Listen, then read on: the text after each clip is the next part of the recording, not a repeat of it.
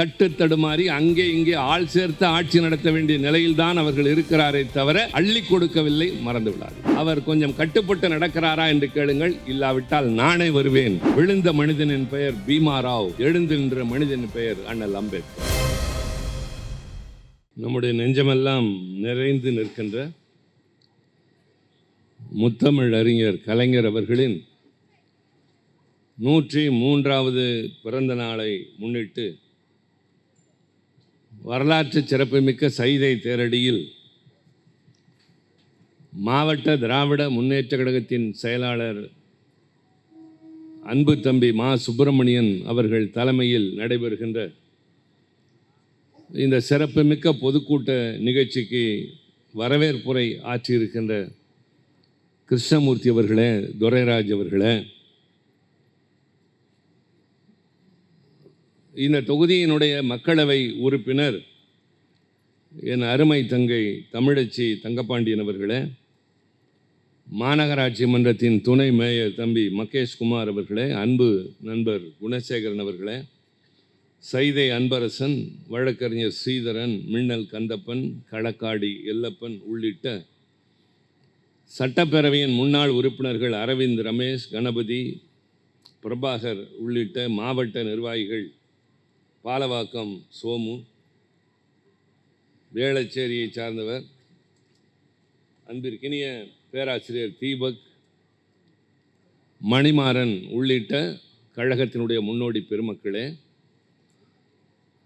முன்னதாக இங்கே உரையாற்றி அமர்ந்திருக்கின்ற திராவிட இயக்க தமிழர் பேரவையினுடைய பொதுச் செயலாளர், பெரியாரின் கொள்கைகளை எந்நாளும் எந்நேரமும் நெஞ்சில் சுமந்திருக்கின்ற என்னுடைய பெருமரியாதைக்குரிய பேராசிரியர் சுப வி அவர்களே, இந்தியாவிலேயே தலை சிறந்த பத்திரிகையாளராக, முற்போக்கு சிந்தனையாளராக, இடதுசாரி கொள்கைகளில் படிக்கின்ற காலத்திலிருந்து வழுவாத பற்று கொண்டவராக, மனதில் பட்டது எதுவாக இருந்தாலும் சரி என்பதை சரி என்றும் தவறு என்பதை தவறு என்றும் சொல்லுகின்ற தமிழகத்திற்கு கிடைத்திருக்கிற பெரும் கொடை இந்து என் ராம் அவர்களே, துணிச்சல், வீரம், உறுதி இவை அனைத்தும் ஒருங்கே பொருந்திய நக்கீரன் கோபால் அவர்களே, திரளாக இந்த நிகழ்ச்சியிலே பங்கேற்றிருக்கின்ற கழகத்தின் முன்னோடி பெருமக்களே, பெரியோர்களே, தாய்மார்களே, எதிர்காலத்தில் இந்த இயக்கத்தையும் இனத்தையும் காப்பாற்ற வேண்டிய கடமையோடு இருக்கின்ற இளைய தலைமுறையின் இனிய தோழர்களே, உங்கள் அனைவருக்கும் அன்பான வணக்கம். தலைவருடைய பிறந்த நாளை முன்னிட்டு உங்களை எல்லாம் சந்திக்கிற வாய்ப்பு. பேராசிரியர் சுபவி அவர்கள் பேசுகிற போது சொன்னார், தேர்தலிலே தோற்றுப்போன கட்சிக்கு இவ்வளவு பெரிய கூட்டம் வேறு எங்கு உண்டு என்று கேட்டார். மன்னிக்கவும், இது தோற்றுப்போன கட்சி அல்ல. ஆட்சி கட்டளைத்தான் நாம் இழந்திருக்கிறோமே தவிர மக்களிடம் நாம் தோற்று போகவில்லை என்பது என் அன்பான கருத்து. 1.5 கோடி பேர் நமக்கு வாக்களித்திருக்கிறார்கள். நம்ம எதிர்த்து இன்றைக்கு ஆட்சியில் அமர்ந்திருக்கிறவர் நம்மை விட வெறும் 17 லட்சம் வாக்குகள் தான் அதிகம் பெற்றிருக்கிறார். பெரிய அலை அடித்தது என்றோ, அவர் பால் மக்கள் கூட்டமே சென்று விட்டது என்றோ, இளைஞர்கள் திரண்டு நிற்கின்றார்கள் என்று சொல்வதோ நம்மை நாமே ஏமாற்றிக் கொள்வது என்றால் அவர் 150 இடங்களில் வெற்றி பெற்றிருக்க வேண்டும். பெரும்பான்மை கூட தராமல் வெறும் 107 இடங்கள் மட்டுமே தந்த தமிழ்நாடு இது என்பதை தயவு செய்து மறந்து விடாதீர்கள். தேர்தல் தோல்வி என்பது நமக்கு ஒன்றும் புதிதல்ல, நமக்கு ரொம்பவும் பழக்கமானது தான். என்னுடைய முழு நேர அரசியல் பிரவேசம் என்பது கழகம் ஆட்சியை இழந்து அவசர நிலை சந்தித்த போதுதான். எப்படி நம்முடைய இந்து ராம் அவர்கள் பல்கலைக்கழகத்தில் படிக்கிற காலத்திலிருந்து இடதுசாரி கொள்கைகளில் பற்று கொண்டிருந்தாரோ, அதை போல எனக்கு இள வயதிலிருந்து கழகத்தின் கொள்கைகள் மீது பற்று கொண்டவன். ஆனால் முழு நேரமாக என்னுடைய IAS கனவை எல்லாம் தூக்கி தூர எறிந்துவிட்டு இந்த இயக்கத்தையும் இந்த தலைவருக்கு பின்னால் தான் நடக்க வேண்டும் என்று முடிவெடுத்த காலம் கழகம் சோதனையை சந்தித்து கொண்டிருந்த அவசர நிலை காலம். அந்த காலகட்டத்தில் கழகம் ஆட்சி இழந்திருந்தது. இன்றைய கழகத்தின் தலைவர் தளபதி அண்ணன் மு.க. ஸ்டாலின் அவர்களும் என்னை போன்றவர்களும் ஓராண்டு காலம் சிறையில் இருந்தோம். கழகத்தோடர்கள் அலைக்கழிக்கப்பட்டார்கள். கலைஞர் தனித்து விடப்பட்டார். நெருப்பாற்றிலே நீந்துகின்ற மெழுகுவர்த்தி மனிதன் என்று அவர் எழுதிய கடிதங்கள். பல பேர் விலகிச் சென்றபோது கோழைகள் விலகட்டும், வீரர்கள் தொடரட்டும் என்று உணர்ச்சியூட்டிய தலைவர். இரங்கல் கூட்டங்களிலும், பிறந்த நாள் விழா கூட்டங்களிலும், திருமண மேடைகளிலும் அரசியல் வளர்த்த செம்மல் அவர். அந்த காலகட்டத்திற்கு பின்னால் நடைபெற்ற தேர்தலில் ஜனநாயகத்திற்காக ஒரு ஆட்சியையே பறிகொடுத்த இயக்கம் தேர்தலில் தோற்றுப்போனது. கலங்கவில்லை. சரியாக 2 மாதங்களில் இந்திரா காந்திக்கு கருப்பு கொடி காட்டிய கட்சி திராவிட முன்னேற்ற கழகம், மறந்து விடாது. அடுத்து எம்ஜிஆர் ஆட்சியை எதிர்த்து போராட்ட களம் கண்டு சிறைச்சாலைக்கு சென்றதும் 6 மாதத்திற்குள்ளாகத்தான். ஆக தேர்தல் தோல்வி என்பது நம்மை துவளச் செய்தது இல்லை. 1996ஆவது ஆண்டு பொற்கால ஆட்சி நடத்தினோம். இலவச அரிசி கொடுத்தோம், இலவச தொலைக்காட்சி கொடுத்தோம், விவசாயிகள் கடனை தள்ளுபடி செய்தோம், மாணவர்களுக்கு பேருந்திலே பயணம் செய்வதற்கு பஸ் பாஸ் கொடுத்தோம். அடுத்த தேர்தலில் தோற்று போனோம். இதெல்லாம் இயற்கை. நான் இன்னும் ஒரு சரியான உதாரணம் சொல்ல வேண்டுமென்றால், நம்முடைய மேடையில் இருக்கிற பெருந்தகைகள், எதிரே இருக்கிற எல்லோருக்கும் சேர்த்து சொல்வேன், 2வது உலக மகா யுத்தம் நடைபெறுகின்ற போது ஜெர்மன் நாட்டின் ஹிட்லரும் இத்தாலி நாட்டில் இருந்த முசோலினியும் வெறிபிடித்த வேங்கைகளாக உலகத்தை சூறையாடி கொண்டிருந்த பொழுது, மிகப்பெரிய வலிமை வாய்ந்த வல்லரசுகள் என்று போற்றப்படுகிற நாடுகளெல்லாம் நடுங்கி கொண்டிருந்த நேரத்தில், பின்னாளில் ரஷ்யாவும் அமெரிக்காவும் இங்கிலாந்தும் ஒன்று சேர்ந்து அமைத்த கூட்டணி என்பது வேறு கதை. அந்த காலகட்டத்தில் இங்கிலாந்து நாட்டை ஆண்டு கொண்டிருந்த சாம்பர்லைன் என்பவர் இந்த சூழ்நிலையை சந்திக்க இயலாதவராக ஆட்சியை விட்டு இறங்குகிறார். அந்த இக்கட்டான நேரத்தில் ஆட்சி பொறுப்பை ஏற்றவன் வின்ஸ்டன் சர்ச்சில். அவருடைய வீர உரை ரூஸ்வெல்ட்டையும் ஜோசப் ஸ்டாலினையும் இணைத்து ட்ரையம்வைரேட்ஸ் என்று அவர்கள் உருவாக்கிய அந்த கூட்டணி ஹிட்லரையும் வீழ்த்தியது, முசோலினியும் வீழ்த்தியது. உலகம் மீண்டும் நிம்மதியாக நடமாடலாம் என்பதற்கு பெரும் காரணம் சர்ச்சிலினுடைய வீர உரைகள். நம்மிடம் அர்ப்பணிப்பதற்கு வியர்வையும் இரத்தமும் உழைப்பும் மட்டுமே இருக்கிறது என்று அவர் பேசியவை இன்றைக்கும் வரலாற்றின் செப்பேடுகளில் இருக்கின்றன. இக்கட்டான நேரத்தில் ஆட்சி பொறுப்பை ஏற்கிறார். மக்களுக்கு பாதுகாப்பை தேடித்தர வேண்டும் என்று ஒரு பெரிய வலிமையான 2 வல்லரசுகளை, 2 சர்வாதிகாரிகளை வீழ்த்துகிறார். அடுத்த தேர்தலில் சர்ச்சில் தோற்று போனார். இதுவும் உலக வரலாறு தான். ஆக தமிழ்நாடு என்று இல்லை, இந்தியா முழுவதும் எடுத்துக்கொண்டாலும் சரி, உலக நாடுகளில் எடுத்துக்கொண்டாலும் சரி, ஒரு ஆட்சி திறமையாக நன்மைகளை செய்கின்றது, மக்கள் மீது அன்பு காட்டுகிறது என்பதால் தொடர்ந்து ஆட்சி அனுமதிக்காமலும் நடப்பதுதான் ஜனநாயகம் என்பது. காமராஜர் தோற்றதற்கு பின்னால் அண்ணாவிடம் போய் சொன்னார்கள், அண்ணா காமராஜரையை தோற்கடித்து விட்டோம் என்று சொன்னார்கள். அப்போது அண்ணா சொன்னார், திருத்திக் கொள்ளுங்கள், இது காமராஜரையை தோற்கடிக்கிற நாடு, எச்சரிக்கையாக இருங்கள் என்று தான் சொன்னார். ஆக எது வேண்டுமானாலும் ஜனநாயகத்தில் நடக்கும். ஏற்றுக்கொள்ளுகிற பக்குவம் பக்குவப்பட்ட ஒரு அரசியல் கட்சிக்குத்தான் உண்டு. அது திராவிட முன்னேற்ற கழகத்திற்கு உண்டு. அதனால்தான் இன்றைக்கு தொடர்ந்து பல்வேறு நிகழ்ச்சிகளுக்கு இடையில் இந்த வாழ்த்தரங்கத்தை தம்பி மாசு அவர்கள் ஏற்பாடு செய்திருக்கிறார். தேர்தலுக்கு பின்னால் நான் கலந்து கொள்கின்ற முதல் கூட்டமாக இது அமைந்திருப்பது எனக்கும் மகிழ்ச்சியை தருகிறது. சைதை தேரடி இந்த பகுதி வாழ் மக்கள், உங்களுக்கு இயக்கத்தின் மீது இருக்கிற பற்று எல்லாம் தெரியும். ஆனால் தேர்தல் முடிவு வேறாக இருந்தது. மக்களோடு மக்களாக காலையில் நடமாடி, அவர்களோடு ஓடி உடைத்து, வீடு வீடாக சென்று தனிப்பட்ட முறையில் ஒவ்வொரு பெயரையும் சொல்லக்கூடிய இந்த தம்பி தோற்று போனான் என்றால் அது அவருடைய குற்றம் அல்ல. அதையும் ஏற்கிற பக்குவம் அவருக்கும் வர வேண்டும். நாம் இன்னும் ஜனநாயகத்தில் கற்றுக்கொள்ள வேண்டியதும் நிறைய இருக்கின்றது. எனவே வெற்றி பெற்றவர் நம்மை விட வீரியம் கொண்டவர், நம்மை விட வலிமையானவர், நம்மை விட சிறந்தவர் என்பது அல்ல. மக்கள் தந்த தீர்ப்பை நன்றாக மனதில் வைத்துக் கொள்ளுங்கள். தட்டு தடுமாறி அங்கே இங்கே ஆள் சேர்த்து ஆட்சி நடத்த வேண்டிய நிலையில்தான் அவர்கள் இருக்கிறாரே தவிர அள்ளி கொடுக்கவில்லை, மறந்து விடாது. நம்மையும் முற்றிலுமாக கைவிடவில்லை. 1.5 கோடி மக்கள் நமக்கு வாக்களித்திருக்கிறார். ஆக திராவிட முன்னேற்ற கழகம் என்பது தேர்தல் வெற்றி தோல்வி அதன் ஆரோக்கியத்தையும் தீர்மானித்ததில்லை, ஆயுளையும் தீர்மானித்ததில்லை. இது 1000 காலத்து பயிர். நீதி காட்சி ஆட்சி காலத்தில் நிறைவேற்றிய சாதனைகளைப் போல, தமிழ்நாடு கண்ட முன்னேற்றத்தைப் போல எந்த காலமும் கிடையாது. அந்த நீதி கட்சி 37 சுவடு இல்லாமல் போனது. அது சில காரணங்கள்.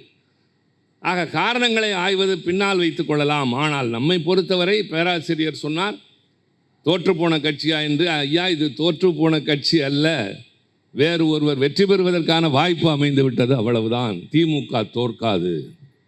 திமுக தொண்டர்கள் தோற்று போக மாட்டார்கள், சோர்வடைய மாட்டார்கள். மாசு நடத்துகிற இந்த கூட்டம் அதற்கு ஒரு உதாரணம். நீங்களெல்லாம் வந்து பேசி நானும் பேசுகிறேன் என்பது மற்றும் ஒரு உதாரணம். ஒரு கட்சி ஆட்சியில் இருந்தால்தான் நமக்கு மரியாதையா? இல்லை.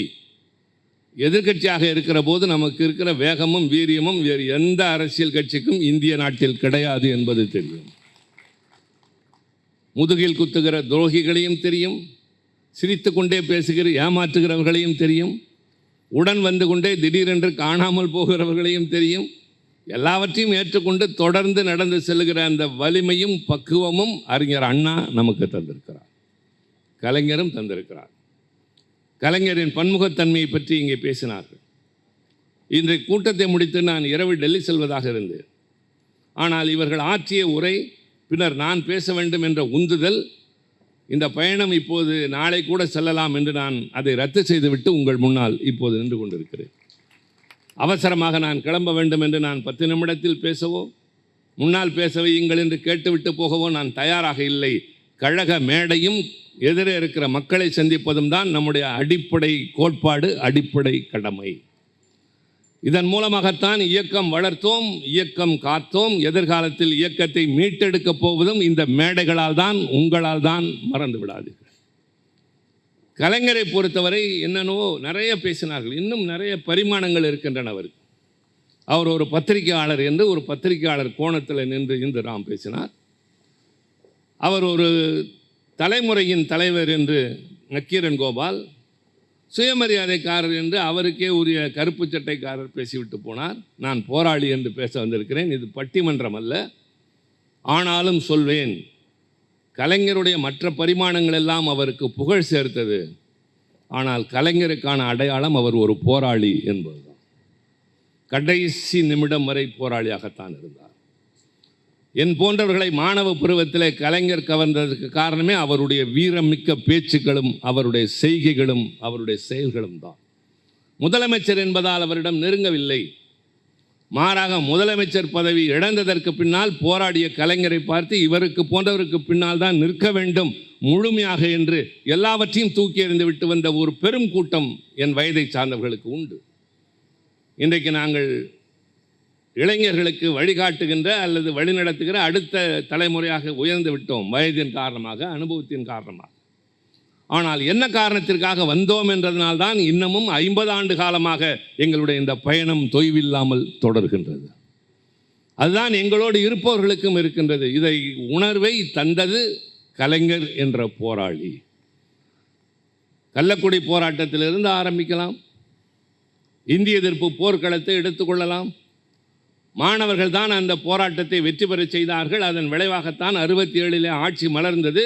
ஆனால் அந்த மாணவர்கள் அப்படி உத்வேகம் பெறுவதற்கு காரணமாக இருந்தவர் கலைஞர்.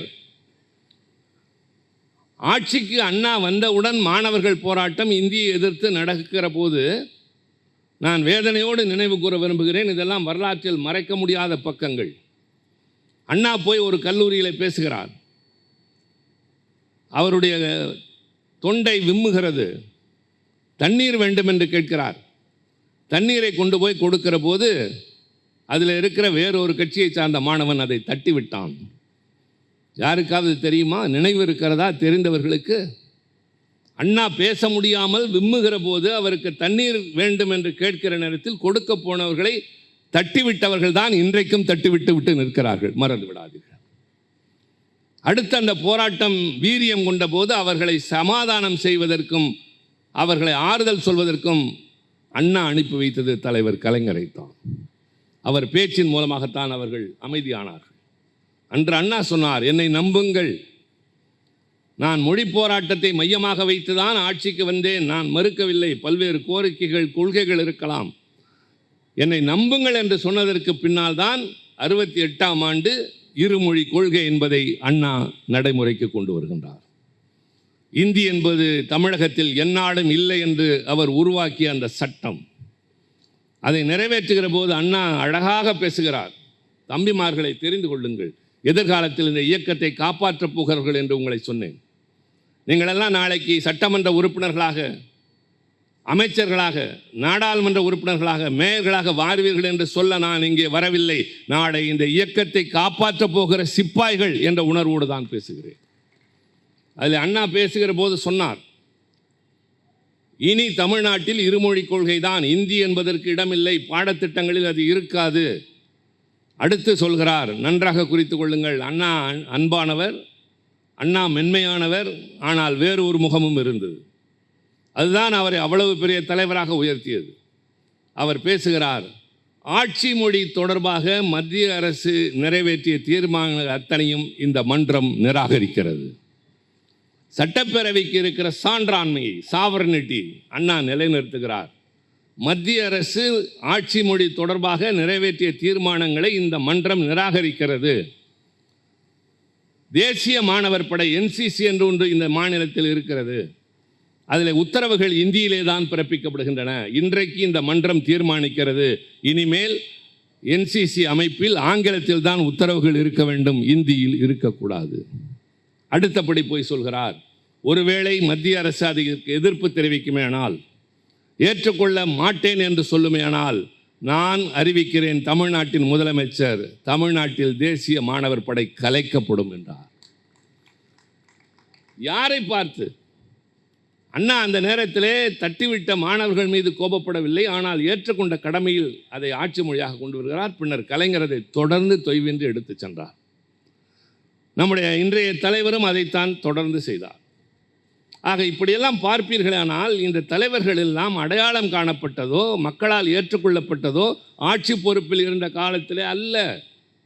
எதிர்க்கட்சியாக இருந்தபோது, ஆளுங்கட்சியாக இருக்கிற போதும் கொள்கையிலே வழுவாமல் இருந்தது.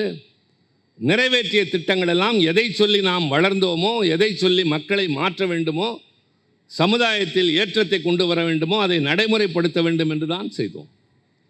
இது அரசியல் கட்சியாக மாறியதற்கே அதுதான் காரணம். வெறும் சீர்திருத்த இயக்கமாக இருந்திருக்குமேனால் என்றைக்கோ அடையாளம் தெரியாமல் போயிருக்கும், எத்தனையோ கட்சிகளில் ஒன்றாக. ஆனால் காரல் மார்க்ஸ் சொன்ன வரிசையிலே அண்ணாவும் சொன்னார், எந்த வர்க்கத்தின் கையிலே அதிகாரம் இருக்கிறதோ அவர்களுக்காகத்தான் அந்த அதிகாரம் செயல்படும். உழைக்கின்ற வர்க்கத்திற்கு வர வேண்டும் என்று மார்க்ஸ் சொன்னார், ஒடுக்கப்பட்டவனின் கரத்திற்கு வர வேண்டும் என்று அண்ணா சொன்னார். அதற்கு நமக்கு ஆட்சியும் அதிகாரமும் வேண்டும் என்ற காரணத்தினால்தான் தேர்தல் களத்தில் நுழைந்தோம். தேர்தல் களத்திலே வாய்ப்பு கிடைத்த போதெல்லாம், ஆட்சி பொறுப்பில் அமர்ந்த போதெல்லாம் சட்டங்களை கொண்டு வந்தோம். இல்லாத நேரத்தில் துவண்டு போகவும் இல்லை, கிடைத்த நேரத்தில் மருண்டு போய் வெகுண்டு போய் மற்றவர்களைப் போல பேசவும் இல்லை, நடந்து கொள்ளவும் இல்லை. ஆக கலைஞர் முதலமைச்சராக இருக்கிற போதும் வீரனாக இருந்த காரணத்தால் தான், போராளியாக இருந்த காரணத்தால் தான் அவசர நிலையை எதிர்த்தார். நன்றாக நினைவிலே கொள்ளுங்கள், 1971 முதலாக திராவிட முன்னேற்ற கழகம் காங்கிரஸ் கட்சியோடு கூட்டணி அமைக்கிறது, இந்திரா காந்தி அம்மையாரோடு. அது எதற்காக என்றால், மன்னர் மானியத்தை ஒழித்தார், வங்கிகளை தேசிய உடைமையாக்கினார், முற்போக்கு திட்டங்களை செயல்படுத்துகிறார் என்பதற்காக கூட்டணி அமைக்கிறோம். இதுவரை வேறு எவரும் பெறாத அளவிற்கு 184 இடங்களில் தமிழ்நாட்டில் ஆட்சி பொறுப்பை பெற்றோம். நாடாளுமன்றத்திலே பெரும்பான்மை நமக்கு, மீதி அவர்களுக்கு. இப்படி ஆட்சி நடக்கிற போதுதான் இதே ஜூன் மாதம் 25ஆம் தேதி 1975 இந்திரா காந்தி அம்மையாருக்கு எதிராக வந்த தேர்தல் தொடர்பான இன்றைக்கு அப்பாவுக்கு தீர்ப்பு வந்திருக்கிறது. எத்தனை ஆண்டுகள் கழித்து? 10 ஆண்டுகள். ஒரு மனிதன் தேர்தலிலே செல்லாது என்று போட்டியிட்டு என்னை இப்படி தோற்கடித்தார்கள் என்று தொடங்கிய அந்த வழக்கு 10 ஆண்டுகளுக்கு பின்னால் இன்றைக்குத்தான் தீர்ப்பு வந்திருக்கிறது. ஆனால் அன்றைக்கு இந்திரா காந்தியின் வழக்கை விசாரித்தவர்கள் அவருடைய தேர்தல் செல்லாது என்று அறிவித்தவுடன் ரொம்பவும் நாகரிகமாக இறங்கி வெளிவிடவில்லை, மாறாக அவசர நிலையை கொண்டு வருகிறார். அவசர நிலை என்றால் என்ன? உரிமைகள் பறிக்கப்படும். அது அரசியல் சட்டம் தருகின்ற ஒரு உரிமைதான். அடிப்படை உரிமைகள் பறிக்கப்படும். நான் கைது செய்யப்பட்டேன். நான் கல்லூரியிலே படிக்கிற காலத்தில் என் வகுப்பிலே என்னை தேடி போலீசார் வருகிறார்கள். முதல்வர் அவர்களை தன்னுடைய அறையிலே உட்கார வைத்து விட்டு எனக்கு ஒரு ஆள் அனுப்புகிறார், போலீஸ் வந்திருக்கிறது, வகுப்பு நடக்கிறது, தொந்தரவு செய்ய வேண்டாம் என்று உட்கார வைத்திருக்கிறேன், சிவாவை அப்படியே ஓடிப்போகச் சொல்லு என்று சொல்கிறார். ஆக முதல்வருடைய உதவியினால் அன்று நான் நகர்ந்தேனே தவிர 15 நாட்கள் கழித்து நான் கைதானேன். அந்த நேரத்தில் என்னை கைது செய்து விட்டார்கள், நான் சிறையில் இருக்கிறேன் என்று என் தாயாரால் பக்கத்து வீட்டில் போய் சொல்ல முடியாது. என் நண்பர்களிடம் போய் ஒரு கடிதம் எழுதி கொடுங்கள், அவன் தனிமையில் தவிக்கிறான், உங்களோடு சுற்றியவன் என்ற போது ஒரு கடிதம் கூட எழுதி தராத நண்பர்களும் எங்களுக்கு இருந்தார்கள். உறவினர்கள் ஒருவர் கூட வந்து எட்டி பார்த்தது இல்லை. நானும் அது குறித்து கவலைப்பட்டதில்லை. 21 வயது அங்கிருந்த மூத்தவர்களை, முன்னோடிகளை பார்த்து பார்த்து உரமேறியவனாக, உற்சாகமடைந்தவனாக இருந்தேனே தவிர ஒரு நாளும் கலங்கவில்லை. காரணம், கலைஞரை பற்றி அங்கே பேசிக்கொண்டே இருந்தோம். சிறைக்குள்ளே கருத்தரங்குகள் நடத்தினோம். பல்வேறு நிகழ்வுகளை பகிர்ந்து கொண்ட போது இவர்களைப் போல் நாமும் ஆக வேண்டும் என்று தான் எனக்கு தோன்றியதை தவிர எப்போது திறந்து விடுவான், ஓடலாம் என்று முடிவெடுக்கவில்லை. விடுதலையாகி வெளியே வந்தபோது தொடர்ந்து என் கல்விக்கு பின்னால் நான் கண்ட கனவு IAS, அதை நோக்கி செல்வதா அல்லது கலைஞருக்கு பின்னால் செல்வதா என்ற கேள்வி எழுந்தபோது அந்த வயதில் சிறைவாசலில் முடிவெடுத்தேன். நாடு, மக்கள், ஜனநாயகம் காப்பாற்றப்பட வேண்டும் என்றால் நம் வாழ்க்கை இனி கலைஞருக்கு பின்னால் என்று முடிவெடுத்தோம். தொடர்கிறது அந்த பயணம். அது என்ன காரணத்தினால் அந்த நேரத்தில் அவர் போராடிய அந்த உணர்வு. அதனால் தான் நான் கள்ளக்குடி போராட்டத்தை விவரிக்கவில்லை. இந்திய எதிர்ப்பு போராட்டத்தை பற்றி பேசினால் அதை பற்றி எவ்வளவோ நேரம் பேசலாம்.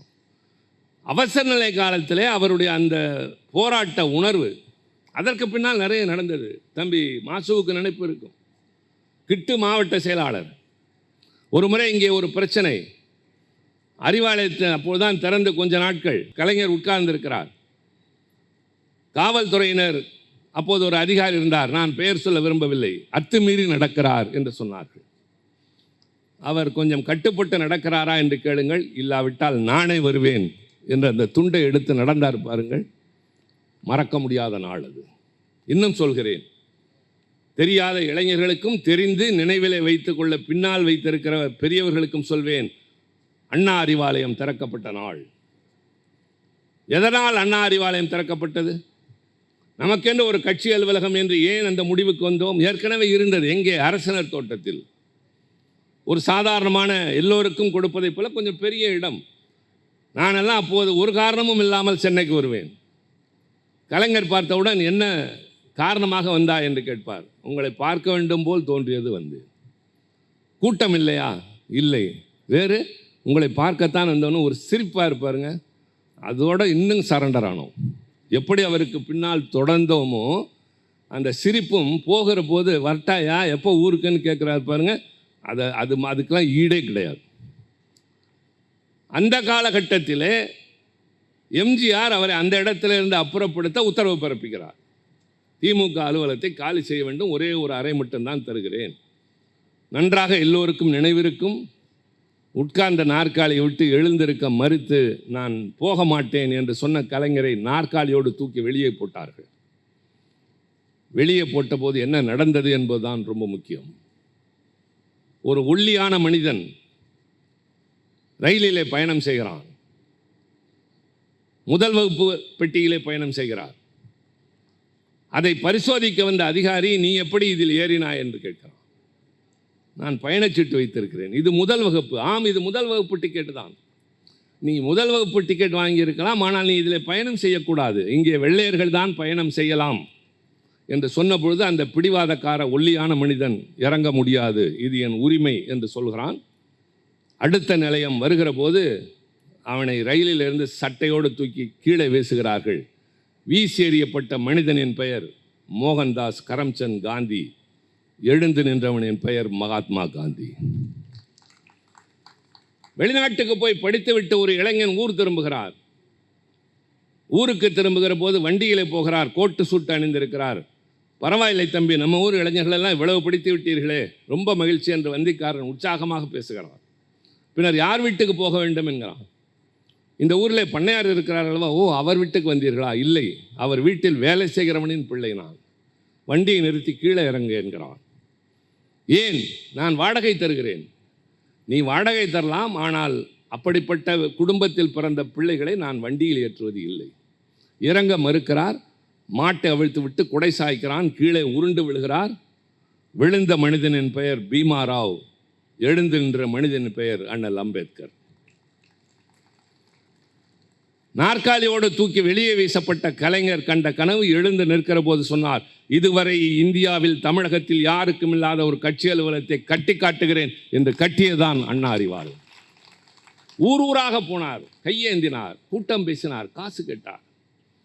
நன்றாக கொஞ்சம் போய் முரசொலியை படியுங்கள், அறிவாலயத்தில் இருக்கிற நூலகத்தில் படியுங்கள். 84, 85 காலகட்டங்களில் அறிவாலயத்திற்கு பணம் தந்தவர்கள் பெயர் இருக்கும். ஒவ்வொரு பெயருக்கும் பின்னால் 2 ரூபா, 3 ரூபா, 5 ரூபா என்றெல்லாம் இருக்கும். இந்த கட்சியில் இருக்கிற பாமரன், வண்டி இழுக்கிறவன், மூட்டை சுமக்கிறவன், பாமரன் எல்லாம் 2, 3, 5 என்று கொடுத்து கட்டப்பட்ட கட்டடம்தான் அண்ணா அறிவாலயம். நான் அப்பொழுது முதுகுத்தண்டில் அடிபட்டு கிடந்தேன். என்னை பார்க்க கலைஞர் வந்தார். என் மனைவி மட்டும்தான் பக்கத்தில் இருந்தாள். அவள் போகிற போது நான் சொன்னேன், அறிவாலயத்திற்கு பணம் கொடு என்று. இருந்ததெல்லாம் தூக்கி கொடுத்து விட்டாள். நான் மருத்துவமனைக்கு கட்ட வேண்டிய பணமெல்லாம் கொடுத்து விட்டாள். 300 ரூபாய் அப்போது பெரிய காசு. கலைஞர் கேட்டிருக்கிறார், என்னையா எல்லாம் பணம் கேட்பான், இவர் காசு இவ்வளோ பெரிய காசு கொடுத்துருக்கான்னு யோசிச்சுட்டு பின்ன அவள் பெயரில் 200, என் பெயரில் 100 ரூபாயும் வர வைத்தார் கலைஞர். அந்த அறிவாலயம் திறந்து ஊர் திரும்புகிறோம். வழியிலே ஒரு கட்சி போராட்டம், ஒரு அமைப்பின் போராட்டம். விக்கிரவாண்டியை தாண்டி, மன்னிக்கவும், செங்கல்பட்டை தாண்டியே செல்ல முடியவில்லை. மெல்ல மெல்ல சென்று விக்கிரவாண்டி வரை எல்லா வண்டிகளும் நின்றுவிட்டது. எந்த திசையில் ஆயிரக்கணக்கான பேருந்துகள், கார்கள், கழக தோழர்கள். ஆனால் கலவரம் இல்லை. அவர்கள் ஏதேதோ செய்தார்கள். பொறுத்து கொண்டு அவ்வளவு பெரும் சம்பித்து நின்ற போது நானும் என்னோடு வந்த தோழர்களும் காரை அப்படியே விட்டுவிட்டு அடுத்து வருகிற ரயில் எங்கு போனாலும் போகலாம் என்று ஏறினோம். அது தாம்பரத்திற்கு வந்தது. நேராக அண்ணா அறிவாலயம் போனேன். அப்போது இது மாதிரி செல்லிடப்பேசிகள் கிடையாது, தொலைபேசி வசதி குறைவு. நேராக போன போது தலைவர் இருந்தார். நடந்ததை சொன்னபோது அதிர்ச்சி அடைந்தார். என்ன இப்படியா நடக்கிறது? ஆம், எல்லா திசைகளிலும் தோழர்கள் தண்ணீர் இன்றி, உணவு இன்றி இருக்கிறார்கள் என்றவுடன் உடனே அழைத்தார். மதுராந்தகம் ஆறுமுகத்தை அழைத்து இந்த பக்கத்தில் இருக்கிறவர்களுக்கு உணவு கொடுக்க சொல். செஞ்சி ராமச்சந்திரனை அழைத்து அங்கே இருப்பவர்களை மேற்பார்வையிடச் சொல். இல்லாவிட்டால் நாளை நானே வருவேன் என்று சொன்னாரே, அப்போது உயர்ந்தார் தலைவர். சில பேரை பற்றிய பிம்பங்கள் தொலைவில் இருக்கிற போது நம் மனதில் உருவாகும். அது திரைப்படத்தை சார்ந்தவர்களாக இருக்கலாம், அரசியல் தலைவர்களாக இருக்கலாம். பார்க்கிற போது மனதில் ஒரு பிம்பம் உருவாகும். ஆனால் நெருங்குகிற போது அந்த பிம்பம் ஒன்று கலையும் அல்லது கரையும். ஆனால் நாளுக்கு நாள் பிம்பம் கூடிய ஒரே தலைவன் கலைஞர் மட்டும்தான். ஜெயலலிதாவை எதிர்த்து ஒரு போராட்டம் நடத்துகிறேன் என்று நான் மாணவரணி செயலாளர் போய் மாடியில் சொன்னேன்.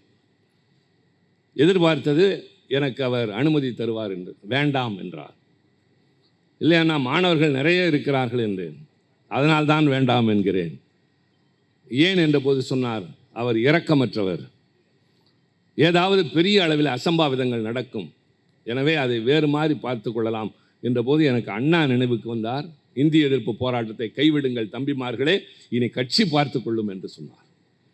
நான் இந்தியை எதிர்ப்பதும் தமிழை வாழ வைப்பதும் உங்களை வாழ வைப்பதற்காகத்தானே தவிர உங்களை சாக கொடுத்து விட்டு நான் தமிழை வாழ வைத்து என்ன செய்ய போகிறேன் என்று சொன்னவர் அண்ணா. ஒரு இரக்கமற்றவரை எதிர்த்து போராடி மாணவர்கள் வீணாக பலியாகிவிடக்கூடாது என்று கருதிய கலைஞர் நான் வந்ததற்கு பின்னால் முரசொலிக்கு கட்டுரை எழுதுகிற போது எழுதினேன். தலைவரை பார்த்துவிட்டு நான் ஒவ்வொரு படியாக இறங்கிய போது அவரை பற்றி அபிப்பிராயம் ஒவ்வொரு படியாக கூடிக்கொண்டே போனது. பின்னாளில் ரொம்ப நாளைக்கு அப்புறம் கலைஞரை இவர்களை மாதிரி பத்திரிகையாளர் ஒருவர் சந்திக்கிறார். நிறைய புகைப்படங்களை கண்ணுக்கு முன்னால் போடுகிறார்கள். இதில் உங்களுக்கு பிடித்த புகைப்படம் எது? இது கலைஞருடையது எல்லாம். அவர் ஒரு படத்தை எடுத்து கொடுக்கிறார். அது அண்ணா சிலை அருகில் அவர் கைதாகிற படம். அவர்கள் கேட்கிறார்கள், ஏன் போராட்டத்தில் கைதானீர்கள் என்றா? ஆம். அப்படி என்றால் நீங்கள் ரயிலுக்கு முன்னால் கள்ளக்குடியிலே படுத்ததையெல்லாம் தந்திருக்க வேண்டும். அது எவ்வளவு பெரிய போராட்டம், ஏன் இதை தந்தீர்கள் என்ற போது கலைஞர் சொன்ன பதில், 53 அந்த போராட்டத்தில் நான் கலந்து கொண்ட போது கழகம் வளர்ந்து கொண்டிருந்த காலம், கழகம் தேர்தலில் போட்டியிடாத காலம். ஆனால் இந்த போராட்டத்திற்கு பின்னால் நான் கைதானது முதலமைச்சராக இருந்ததற்கு பின்னால். முதலமைச்சராக இருந்ததற்கு பின்னால் ஒரு மனிதன் வீதியில் இறங்கி போராடி கைதாகின்ற அளவிற்கு தயவு செய்து இந்தியாவில் வேறு ஒரு தலைவனை எனக்கு காட்டுங்கள். நாங்கள் ஏதோ இல்லாதை பொல்லாதை சொல்லி கலைஞரை போல யாரும் இல்லை என்று சித்தரிக்க இங்கே வரவில்லை. திராவிட முன்னேற்ற கழகம் என்ற இந்த கற்கோட்டை, எஃகு கோட்டை என்பதை யாராலும் ஒன்றும் செய்ய முடியாது என்று பேசுவதெல்லாம் வீரவசனம் அல்ல, இதெல்லாம் யதார்த்தம். எல்லாவற்றிற்கும் அடிப்படை காரணங்கள் இருக்கின்றன. அண்ணா தன்னுடைய பிறந்த நாளின் போது கலைஞர் எழுதுகிறார், அண்ணா என்னை அன்னையை விட அன்பாக பார்த்து கொண்டார். தணிக்கைத்துறை அதிகாரிகள் அதை தணிக்கை செய்கிறார்கள், அண்ணா என்ற சொல்லை அடிக்கிறார்கள். கோபம் வருகிறது. உடனே கலைஞர் என்ன செய்கிறார், என்ன இது கூட எழுத உரிமை இல்லையா? இல்லை என்கிறார்கள். முரசொலிக்கு அந்நேரத்திலே அழைப்பை தொலைபேசியில் அழைக்கிறார். ஒருவரும் இல்லை, எல்லாம் பணி முடிந்து போய்விட்டார்கள். பின்னர் அவரே நேராக முரசொலிக்கு வருகிறார். தம்பிமார்களே, இந்த தலைவனுக்கு பின்னால் தான் நடக்க ஆரம்பித்தோம், ஆட்சியில் இருந்த முதலமைச்சருக்கு பின்னால் அல்ல. நீங்களும் அதைத்தான் மனதிலே பதிய வைத்துக் கொள்ள வேண்டும். வந்தார், கைப்பட எழுதினார். இப்பொழுது இருக்கிற நவீன வசதிகள் கிடையாது, ஜெராக்ஸ் மிஷின் கிடையாது, ரோனியோ என்று சொல்வது உங்களுக்கெல்லாம் தெரியும். மையை உருட்டி கையாலேயே உருட்ட வேண்டும். ஆள் இல்லாமல் அந்த சாதாரணமான மெலிந்த உருவம் 500க்கும் மேற்பட்ட பிரதிகளை தானே சுற்றி சுற்றி எடுத்தது. அதை எடுத்துக்கொண்டு மறுநாள் காலை பொழுது புலர்கிற போது அண்ணா நினைவிடத்தில் மக்கள் பார்க்கிறார்கள். முன்னாள் முதலமைச்சர் கையில் துண்டு பிரசுரங்களோடு நிற்கிறார். இந்தியாவில் ஜனநாயகம் இல்லை என்று எழுதப்பட்ட அந்த கடிதம் கடைக்கடையாக பேருந்துக்கு காத்திருந்தவர்களுக்கு கொடுத்து கொண்டே நடந்த ஒரு தலைவனை கற்பனை செய்து பாருங்கள். கூட்டம் கூடுகிறது, பெரும் கூட்டம் கூடுகிறது. எல்லோரும் பின்னால் கட்சி தோழர்கள் வந்து விட்டார்கள். அண்ணா சிலையருகே வருகிற போது கட்டுக்கடங்காத கூட்டம் என்று தெரிந்து போலீசார் வந்து கைது செய்கிறார்கள். அந்த படத்தை தான் கலைஞர் கொடுத்து சொன்னார், இதற்கு முன்பு நான் கலந்து கொண்ட போராட்டங்கள் ஒரு எதிர்க்கட்சி தலைவனாக, வளர்கின்ற கட்சியில் உள்ளவனாக, இந்த கட்சி தேர்தலில் பொறுப்புக்கு வரும் என்று கருதாத காலம், ஆனால் முதலமைச்சராக இருந்ததற்கு பின்னாலும் நான் அதே கருணாநிதியாகத்தான் இருக்கிறேன் என்பதற்காக என்று சொன்னார். இப்போது சொல்லுங்கள், கலைஞரின் அடையாளம் என்ன? எழுத்தாளர், பேச்சாளர், திரைக்கதை வசனகர்த்தா, கவிஞர், அடுக்கிக் கொண்டே போகலாம். ஆனால் அவர் போராளி என்பதுதான் உறுதியான ஒன்று. கடைசி நாட்களில் மருத்துவமனையிலே உடல்நலம் கொண்டு இருக்கிறார். மீள்வாரா என்று அந்த இடத்திலே தோழர்கள் எல்லாம் பாட்டு பாடினார்கள். எழுந்து வா என் தலைவா என்று பெண்கள் எல்லாம் உணர்ச்சி பூர்வமாக கத்தி கொண்டிருந்த நேரம், கொஞ்சம் உச்சக்கட்டம் போய் தலைவர் மறைந்து விட்டார் என்ற செய்தி வருகிற போது மருத்துவமனையில் இருந்தோம். அதற்குள்ளாகவே அவரை அண்ணாவுக்கு அருகிலே கொண்டு போய் சேர்ப்பதற்கான முயற்சிகள் நடைபெறுகின்றன. ஆட்சியாளர்கள் அன்றைக்கு இருந்தவர்கள் மறுக்கிறார்கள். நான் அவர்களை மனசாட்சி இல்லாதவர்கள், இரக்கமில்லாதவர்கள் என்று சொல்ல மாட்டேன், அரசியல் காரணங்களுக்காக மறுத்தார்கள். எல்லோரும் துவண்டு கிடக்கிறோம். அண்ணா கலைஞருடைய மிகப்பெரிய நோக்கமே 2 தான், அவருடைய ஆசையே 2 தான். ஒன்று, அவருடைய நினைவிடத்தில் ஓயாது உழைத்த ஒரு தமிழன் இங்கே உறங்குகிறான் என்று எழுதி வையுங்கள் என்று முன்னமே சொல்லிவிட்டு போனார். 2வது, அண்ணாவுக்கு பக்கத்திலே உறங்க வேண்டும் என்று சொன்னார். அவர் வழியினால் அம்மா என்று கத்தியதில்லை, அண்ணா என்று தான் சொல்லியிருக்கிறார். மருத்துவர்களே அதை சொல்வார்கள். அது அவர் கனவு, அது முடியாமல் போனதே என்று எல்லோரும் கலங்குகிற போது இன்றைய கழகத்தின் தலைவர் அண்ணன் தளபதி எங்களெல்லாம் வாருங்கள், கலைஞரை இப்பொழுதே ஒரு நிமிடம் பார்க்க வேண்டியவர்கள் பார்த்து விடுங்கள், நாளைக்கு கூட்டம் அதிகமாகும் என்றபோது உள்ளே போய் பார்த்தோம். முகத்தில் வாட்டமில்லை. அதை விட முக்கியம் நண்பர்களே, முகத்திலே சிரிப்பு இருந்தது, ஒரு புன்னகை இருந்தது. இத்தனை நாட்கள் உடல்நலம் கொண்டு இருந்த மனிதன், பேச முடியாமல் இருந்தவர், நோய்வாய்ப்பட்டு இருந்தவர், அது எப்படி முகத்திலே புன்முறுவல்? அந்த புன்முறுவலின் பொருள் எப்போது தெரிந்தது தெரியுமா? நீதிமன்றத்தில் நமக்கு உத்தரவு கிடைத்து அவரை அண்ணாவுக்கு பக்கத்தில் கொண்டு போய் வைக்கிற கடைசி நேரத்தில் தான் தெரிந்தது. நீங்கள் ஏன் அவ்வளவு பதறினீர்கள்? எனக்கு தெரியும், நான் விரும்பியதை செய்வேன் என்று. ஆக ஒரு போராளியாக போராடி தான் அந்த இடத்திற்கு போனாரே தவிர எவனுடைய கருணையினாலும் இல்லை, யாருடைய இரக்கத்தினாலும் அல்ல. அப்படி வாழ வேண்டும் என்ற அவசியமும் இல்லை. வாழ வேண்டும் என்ற நிலை வந்தால் உயிர் வாழ வேண்டியதும் இல்லை என்று வாழ்ந்த அந்த தலைவன் இன்றைக்கும் நம்மை வழி நடத்துகிறார். அவர் வழியில் இன்றைய தலைவர், அவர் வழியில் நாம் அனைவரும், அவர் வழியில் நீங்களும். எதிர்காலம் நம்முடையது. நன்றி, வணக்கம்.